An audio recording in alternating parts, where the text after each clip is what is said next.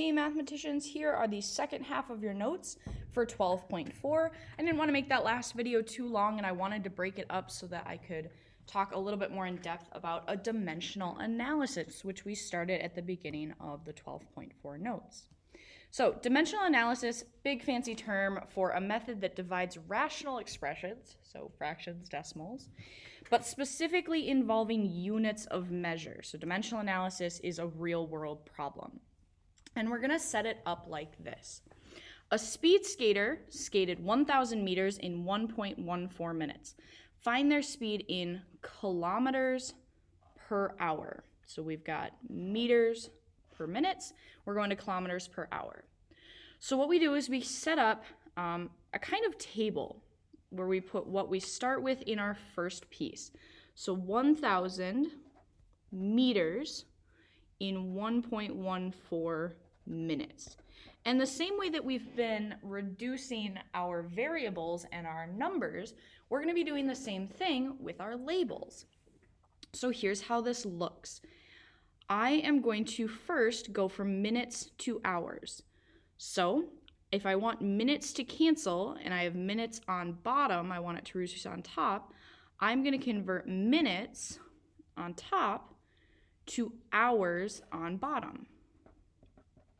Well, how many minutes are there in hours or vice versa? There are 60 minutes in 1 hour. I don't know why I wrote an S there, but that's okay.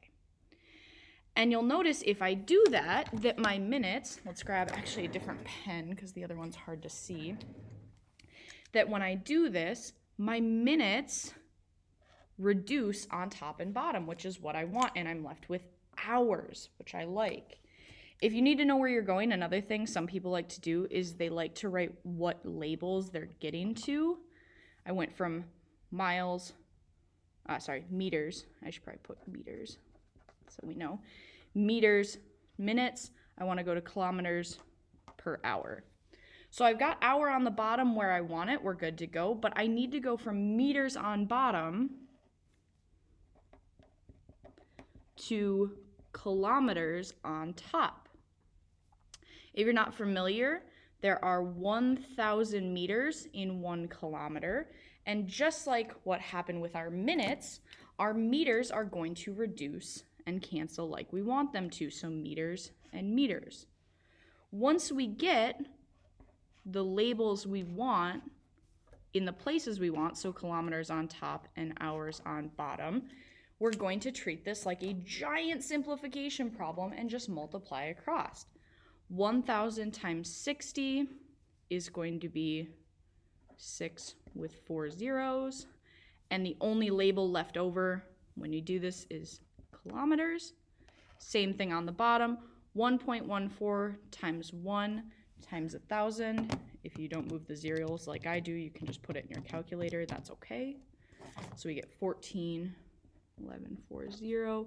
The only label left on bottom is hours. And now we just simplify. 60,000 over that 1,400.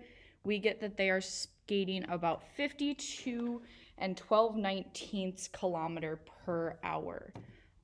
We can also put that back into regular form. So 52 times 19 plus 12 would be 14. Well, let's see, how do I want to put it in there? Actually, this one I might just do in decimals because it might be easier. Yeah, I'll just do that in decimals. They're speeding about 52.6 kilometers per hour. So this one I'm going to allow decimals on because fractions kind of end up looking a little gross here. 52, and let's round to the 10th if it doesn't tell me. So 52 kilometers per hour. And the big idea is that we are just trying to get those labels to reduce the same way we would want them to reduce if they were variables. Let's see another one. Let's do inches cubed to feet cubed. So if we go ahead and set it up, let's set up our original, which would be that 144 inches cubed. I always set it up as a fraction. If I want to go from inches cubed to feet cubed, let's go ahead and start with just inches to feet. So, so there are 12 inches. Notice I'm setting it up so the inches is on bottom in 1 foot. Same thing again. The inch, one of them has canceled, but we need to cancel another one. There's another 12 inches in 1 foot. I've got 2 of these taken care of, but I need a third. So 1 foot over 12 inches. I now have, and if this is a little confusing, that's okay, but there were inches cubed on top. So since there was 3 of them, I had to do inches, inches, inches. Since we were trying to go to foot cubed, I needed 3 on top, which happened to work out because there are 3 on top. Now we just simplify. So 144 times 1 times 1 times 1, still 144. 12 on bottom times 12 times 12 will end up being 144 feet cubed, since those didn't cancel out, over 12, which did cancel out, times 12 times 12. So 144 divided by, we'll just put it in as 12 cubes and save ourselves some time. About 0.083, I would say. So this would be about 0.083 feet cubed.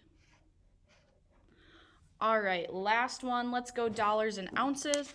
We're starting out at $4.48 per pound. So our first fraction is $4.48 per 1 pound.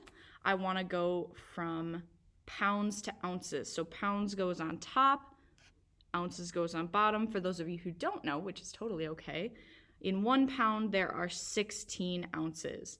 Our pounds reduce the way we want, and we are left with 4.48 divided by 16. We get about 28 cents per ounce. Per ounce. That is dimensional analysis and a real-world example of rational expressions. Let me know if you have any questions.